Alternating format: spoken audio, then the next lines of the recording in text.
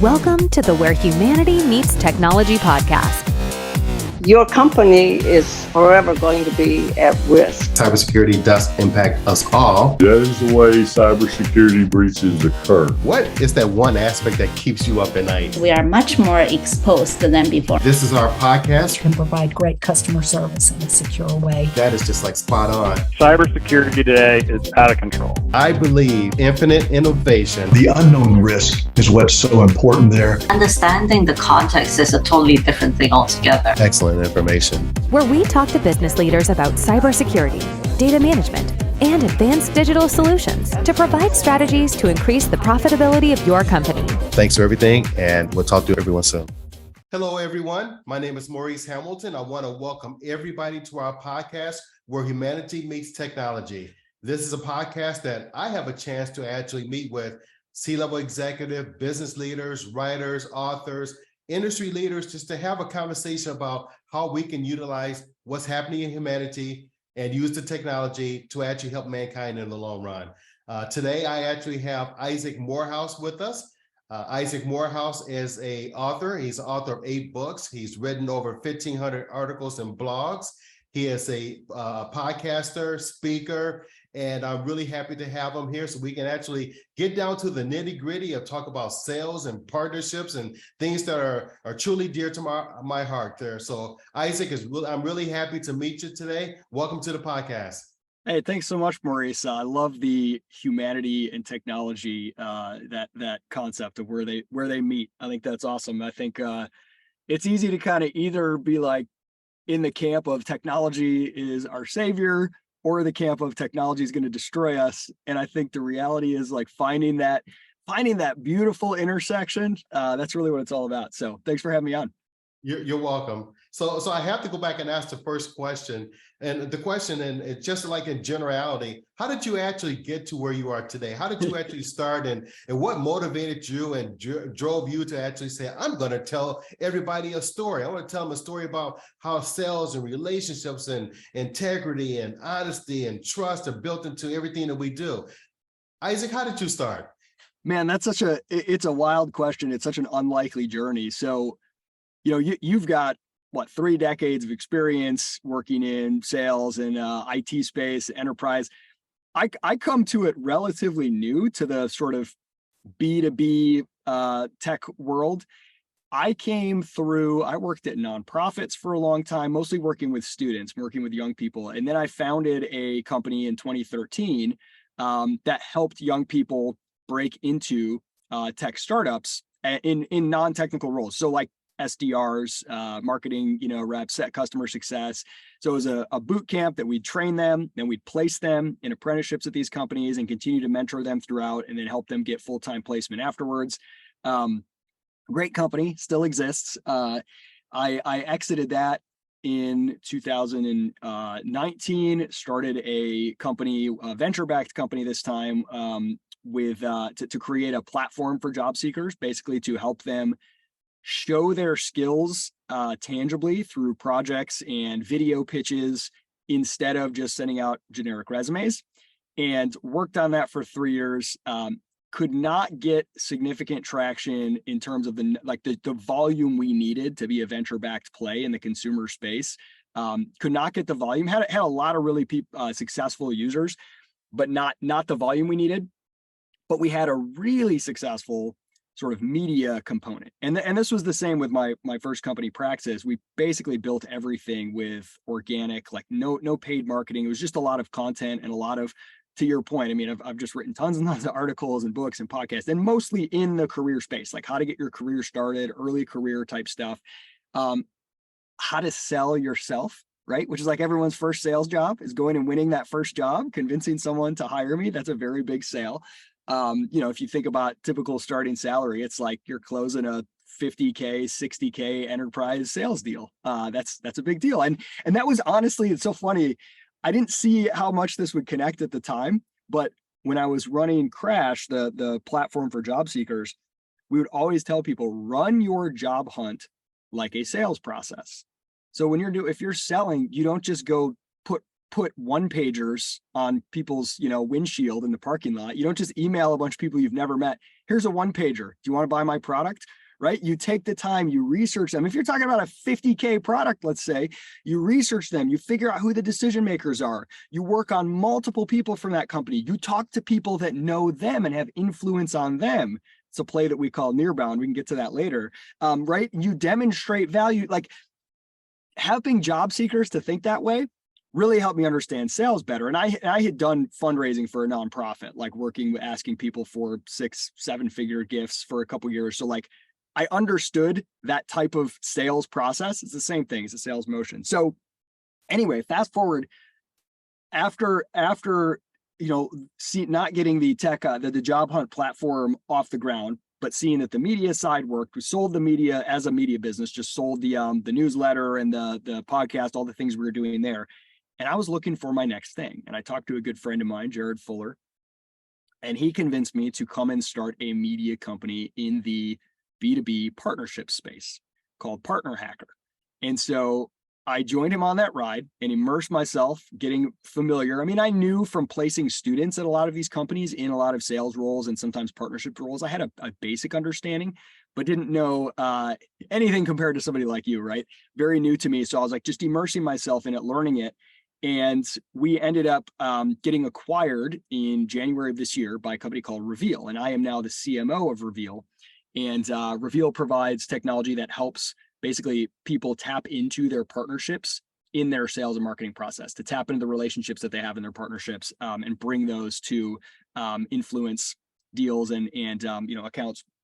And again, we can get into that Nearbound play. But so all that to say, I ended up in this space where now I'm primarily dealing with people who work in partnerships and sales and talking about how to actually go to market today and how different it is.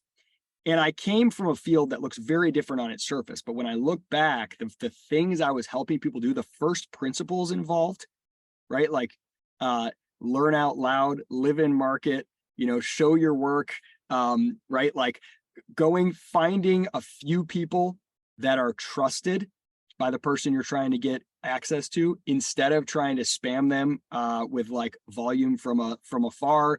All of these things have kind of like come into play in what I'm doing currently for Reveal and all the content we're putting out there around nearbound selling and doing things based on relationships. So that's kind of catches us up to the present in a nutshell. Isaac, I love that you said so many great nuggets there. And I like how you started the conversation. We're talking about, hey, you are the product. You are the product. You just can't go out there and dilly-dally and send out 50,000 resumes to everybody for it. You bought the word partnership, which is dear to my heart, partnerships, and we can talk about that in a second here. And you talked about bringing some value to the person, have trust and have that relationship with people. So and I look at like pre-pandemic, I look at during the pandemic, and I look at post-pandemic. Why do you think that partnerships are so crucial today? Yeah, I have this framing where I think we've moved from the how economy to the who economy. So in the first couple decades of the digital era, let's say, the predominant question, if you are selling software or really anything, but especially software, if you were the best at answering how questions, you usually would win. So when buyers would search, how do I solve X? How do I do Y? If you were the first search result, if you were showing up in ads in their feed, if you were an email in their inbox or a call, helping them solve, here's how you solve this problem, you would win. We have moved now because the quantity of information is so vast. There is so much noise now. The average American sees up to 10,000 ad impressions a day. Like, it depends on, where you are and where you work, but like it can get insane. The sheer quantity. So no longer when you ask, how do I X, there's too many Google search results. People have gotten too good at gaming the SEO game. The inboxes are overflowing. You tune out. So people are switching the question almost back to a pre-digital age question. Who do I go to? Who has solved this problem before? who do I trust to point me in the right direction? And they're kind of looking to nodes of trust, people that they have established trust with them already from, either having done it before themselves or having a reputation of being helpful, being valuable. And so in that world, this is where partnerships, and particularly what we call a nearbound strategy, are so important. And nearbound, simply defined, is just the act of tapping into those your buyers already trust for intel, intros, and influence all along the buyer journey. So there's something like, according to, I think it's Canalys, like 28 distinct moments on a typical buyer journey. How many of those moments is your company a part of? It's something like on average 3 or 4. So all those other moments, other people are a part of those moments and are influencing that buyer. It could be an agency they work with. It could be another company, another vendor that they're already a customer of. It could be a friend of theirs. It could be a podcast host, right? Anyone that they trust. So when you look at that, if you are not working with those people to surround your buyer along that journey, you're going to lose out to those who are. And so the nearbound play is basically recognizing this reality, this shift where people now, especially with COVID, it accelerated everything being digital. People are overwhelmed with the information and webinars and options and all of these things, content. So they're looking to people, they're looking to those they trust. And so for companies, we're telling them, look, you already have a network of partnerships. You already have tech partners, you already have agency partners, and they probably know a lot of the people you're trying to sell to. And when you're doing that sale, if you say, oh, look, it turns out this tech partner, that's already a customer of theirs, maybe I can go to them and say, hey, I'm stuck in procurement. Could you give me some intel about what you went through? Hey, would you mind giving some influence on this deal or setting up an intro? Just tapping into the people that already exist in your network, those partners, for intel, intros, and influence along the buyer journey. That's really the play. That's as simple as it is, but it's really profound because a lot of people are just stuck in the just keep doing the same outbound, keep doing the same inbound, and ignoring this whole network of influence that surrounds the buyer that they have access to. Wow, that's intel, intros, and influence. So when I think about that, you think about I'm looking at a timeline. It doesn't matter where you are in your career. If you apply those same principles, it still works. Yeah, timeless. It's timeless. And that's what I love. Getting down, because I'm never going to pretend to be the seasoned expert as you are in this industry, in this space. And so I'm not coming, saying, hey, listen, I know everything about running B2B sales teams or partnerships teams. But I'm trying to get down to those first principles that are always applicable and to understand how, as things change, tactics need to shift and stay connected to those same principles, but need to shift in terms of how those are being executed. So I think this really unique opportunity, you opened with, the blend of humans and technology, to take what's amazing about the digital world, the scalability, the infinite reach, the efficiencies there, the automation, and then pair it with the things that are so valuable in the human world. Because I feel like we almost had this early days of tech. Everyone just got so excited that now we have all this data, we can do all this retargeting, we can do all this automation, we can do all these outbound sequences and inbound, we can set all this process up and get all the information out and distribute it very efficiently. And now that we've sort of maxed out on those tactics, everyone's kind of fatigued and people are sort of reverting to the pre-technological sort of world, which was you ask somebody you ask somebody you trust.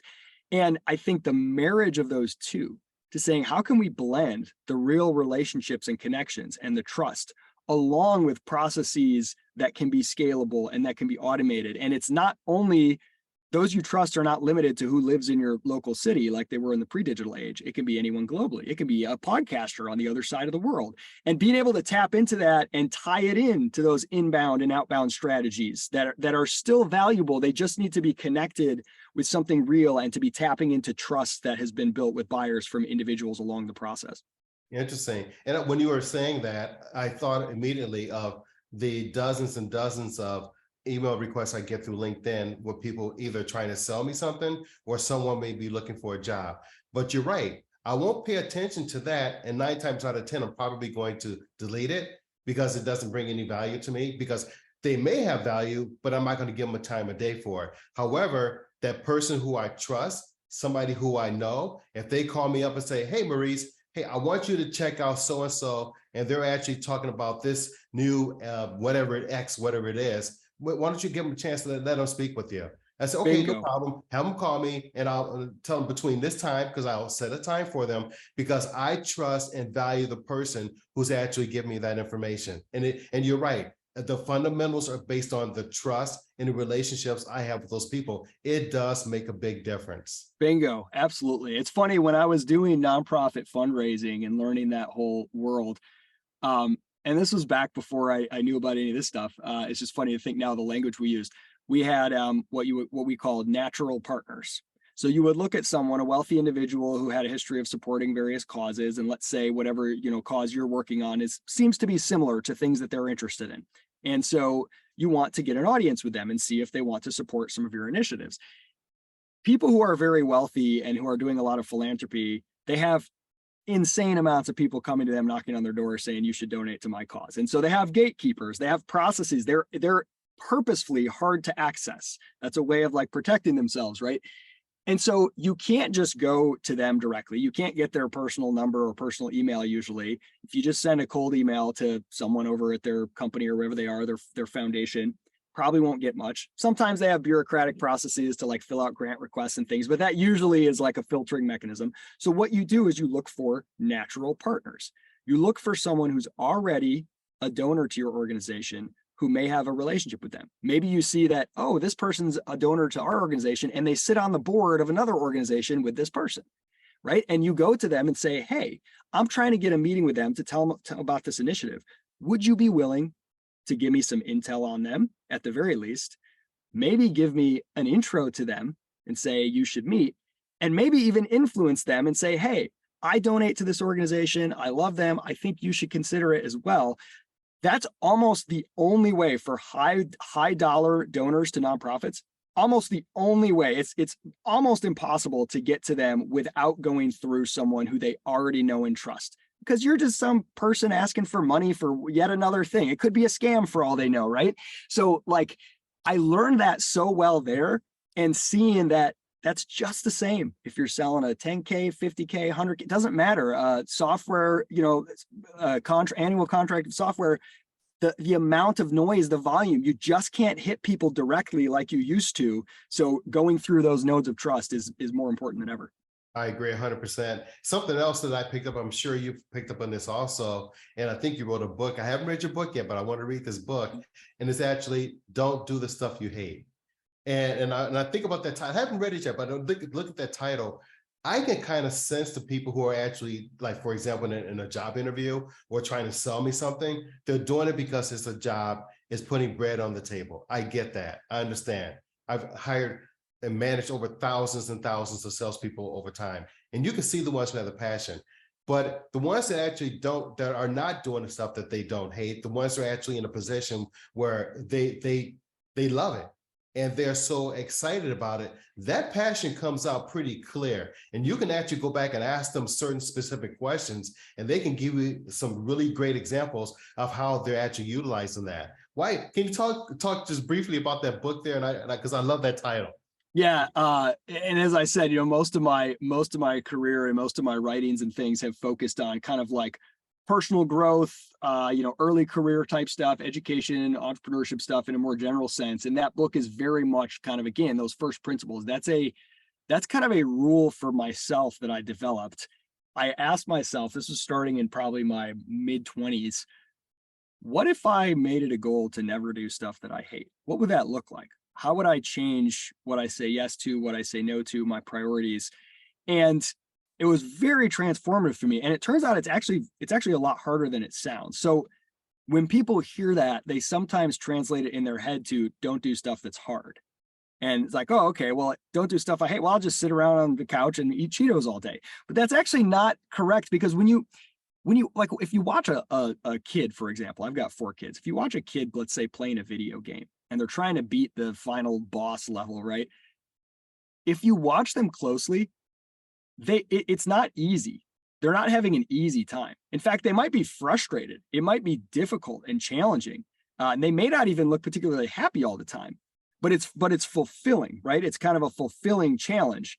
And so like understanding, hate is not the same as hard, right? Some of the best things, the most fulfilling, enjoyable things are actually really hard and are actually really challenging. So this is not about taking the easy way out, but it is about being honest when something, it's easier to do stuff you hate, or at least to do stuff that you kind of merely tolerate. Because if you're starting to dislike something or feel like this is not really aligned with who I am, you have to have hard conversations. You have to make tough choices. You have to take risks. You have to step into the unknown. You have to risk your reputation sometimes to make changes. And it's easier to just tolerate it. And pretty soon, if you keep just tolerating things that don't really resonate with who you are, you'll end up kind of living a life that you hate, because that's actually the easier route, right? So like, anyway, the choosing to not do stuff you hate is like a challenge to yourself to say, if I leave this meeting or this activity and I feel drained of energy and I feel unhappy with like who I am, can I change that? What would it look like if I said, I don't ever want to have an interaction like that? Now, you're never going to hit 100% of it, but like, what if I made it so that everything that I do, I want it to be something that I truly think is beneficial to me, that is additive to my life? It starts to really help you cut through the noise, and you start to realize there are certain things you're doing just because you feel afraid that if you don't do it, people will think you're weird, but it really doesn't make you happy, right? And like trying to get to that. And so if you're good at that, what ends up happening is you end up being really good at whatever you do. Because if you're not willing to do things you hate, then by definition, anything that's left over, and again, that's so much easier, by the way, than saying, I got to pick something that I love. I got to find my one true passion. That's really hard. I've never been able to identify the one thing, but if I can say, if I at least don't do stuff that I hate, I'm headed in the right direction, right? So like, if you eliminate that, you're headed in the right direction. You interact with that person. You said it yourself. You get on a sales call with somebody, you get on a call with somebody, you meet somebody at an event. When they have that little spark of life, they're not hating what they do. They're kind of loving it or moving towards finding that perfect thing. Man, that's so much better. They're so much more effective. They're so much better at their job than someone who you kind of get the sense is like living a tortured existence. So anyway, that book was kind of just a culmination of a lot of thinking and articles myself and a co-author put together on that principle that I hold dear to this day. Wow, that's awesome. That's excellent tips for our listeners too. Two more questions for you. And the last question is going to be, I want to talk a little bit more about Nearbound, and that's coming up in November. I want you to kind of like tell the audience a little bit about that. But before I get there, I mean, we've had some really good conversations. We touched on some really great points and topics about sales, relationships, partnerships, reaching out, Intel influence, and what was the other one? Intros. Intros. And you need those intros, Yeah. So it makes a difference there. I think that was really awesome there. Looking at the way things are today, where do you see that's happening? Because everything is moving so fast. It's accelerating. And I like how you mentioned before, all those SEOs, optimization, all those things that we did 2 years ago, it doesn't work anymore. And now with the introduction of artificial intelligence, we had ChatGPT, and Microsoft just announced that they're going to come out with something that's going to that's an AI that's going to integrate with all of their applications, like the Office 365 platform, which is going to be a game changer. It's going to be a really big difference there. How do you see that when it comes to relationships and the introductions in the future, how do you think everything's going to play out within the next, let's just say, keep it a short period of time, let's say the next 1 to 3 years? Yeah, the next 1 to 3 years, I think, is likely still a transition phase enough to where, like, technically you could get away with trying to play some of the same games of like hacking, hacking people's trust, or like you could kind of get away with it. It might not immediately destroy you, but if you recognize what's coming now and get ahead of it and zig when everyone's zagging, you're going to win. And here's what I mean. The, ability to, like, let's say, hack the algorithm and have your stuff show up at the top of the feed on LinkedIn, or get your, the best SEO rankings, or even email open rates and deliverability. All that stuff is like an arms race when you introduce AI and the rapid ability to iterate on those things. It's going to get gamed so much. Even like people try to game trust all the time, right? So you'll get a message that says like, "Hey, Isaac, I saw that you went to Western Michigan University. Go Broncos, right? They're trying to game my trust by tapping into, they assume that I trust the university I went to, and they're trying to tap into that trust and borrow a little bit of it and show that they did some research. Now, most of the time, those are wrong because they're like using some scraper, and I'll get stuff all the time saying like, I see that you went to Clemson, because I lived in South Carolina for a while. I'm like, I never went to Clemson, so like you're gone. But even the ones, they'll get better, but we'll also tune them out because we'll start to realize, just like with reviews, like everyone has a 4.7 star review on Amazon, right? Because like they start to get gamed eventually. So people will tune out those kind of, I would say, like shallow ways to try to like tap into trust and game the system. And so depth and genuineness of connection is only going to increase in value. And so the people who recognize that now and stop trying to kind of hack into the like quick attention grabbing techniques and just like look for the way they can maximize the engagement and reach and the open rates with something that's kind of shallow and like maybe bordering on phony, those who recognize that and say, I'm not even going to play that game because maybe you can win it in the short term, but it's a losing arms race. It's like a race to the bottom and everyone's going to get tuned out eventually. I'm going to go deep when everyone goes broad, and I'm going to look for those real connections. And I'm going to say investing time in building trust with one really important influential person is better than getting a shallow follow from 10 people. And so I think that like just at the very basic level, the things that are the most uniquely human, the things that can't be replicated with AI, if you double down on those things now, you will be best positioned to win in the coming years. Well, folks, there's a reason why he is reading over 1,500 articles and 8 books. There's a lot of information that we're gathering just in this 30 minutes here with this advice that we're receiving from Isaac here. One last question, Isaac, and we talked a little bit about Nearbound earlier, and I know that you have an event coming up in November. I'm excited just to hear about the details of that and to say, wow, I know some people who definitely can attend, and especially that's just new graduates from college. Can you talk a little bit more about Nearbound that's coming up in the fall? Yeah, absolutely. So, Nearbound is a concept, just like outbound and inbound, a strategy of how to, go to market, how to reach buyers, influence them, as I said, by tapping into those they already trust. But it's also the concept we've really like embraced and are kind of evangelizing at Reveal. And so we have an event, the Nearbound Summit, and you can go to nearboundsummit.com. And we did a summit last year, and we didn't have the Nearbound concept yet. We hadn't like nailed down how to describe this process of tapping into partners. So we called it the partner-led PLX Summit, partner-led everything. And it's the same basic idea, and we've just rebranded it into the Nearbound Summit.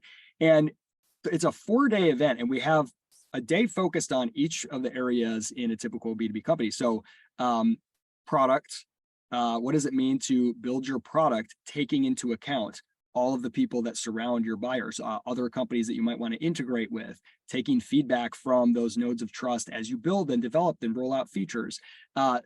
Success, sales, and marketing. Each of them have separate track, separate day, and we're bringing in people, a lot of really, really high level people for each of those areas, speaking on exactly what I opened up with, the fact that we are now kind of in the who economy, and things are built on trust, and so we have to work with people that buyers trust all along the process. What does that look like in practice? What are some of those tactics? What are some of those strategies? And really like this revolution of B2B go to market, because outbound and inbound are getting crushed. They are, like, nobody's hitting quota right now. So just doing more of the same isn't going to cut it. So what does it mean to actually look at the way buyers want to buy and the way that they are influenced and who they're influenced by, and work that into your motion? That's what the Nearbound Summit is all about. So we'll have some things that are a little bit more high level, like we've talked about here at First Principles, but we'll get really tactical and in the weeds as well about how to implement this across each department, because it's, partnerships is treated like a department. And I think the key here is that partnerships, whether or not you have a partnerships department, it's a strategy. Nearbound is the strategy of bringing those partnerships, those relationships into the motions across your other departments. And that's really what this event is all about. So you can go to nearboundsummit.com. You can register for free. It's a virtual event, but we have physical workbooks that we're shipping to everyone where you can go through session by session, take notes. It's got information, QR codes for the speakers, all that kind of stuff in there. It's a really cool experience. We create our own music that we produce for it, and like playlists, and we kind of create a whole like retro future vibe. So it's unlike any typical business conference, I could tell you that. Well, when you do this conference in a couple of years, when you actually have the metaverse, people can put on the metaverse goggles and that they can really have that immersive experience, because they can actually feel like they're right in front of you having a conversation. That's going to be a big, unique experience there. So you heard it here, folks. So we talked about the product, the success, sales, marketing, and I like how you also mentioned about the who economy. And I always tell people, and I've been saying this for years now, it's not sometimes necessarily what you know, it's who you know that makes a difference. And you're right, it is a who economy. Everything you said here is spot on. And Isaac, I'm really happy to have you actually give some advice and to our audience here. And I think that this wisdom that you shared today is very relevant to the way we actually live our lives today. Hey, thanks so much, Maurice. Honored to be here. Appreciate it. Well, thanks, audience. You heard it here. I said it's going to be a really great conversation today, and I said it's going to be a hot topic, and Isaac definitely delivered. So we want to thank you all for listening to our podcast today, where humanity meets technology. I'm your host, Maurice Hamilton. If you like it, please send some comments on us and let us know. If you may want to have another podcast with Isaac in the future after the event, and let's get some results on that and talk about that, about what the people, what the audience had to say. So thank you, everyone, for listening. I'll catch you on the next one. Have a great day.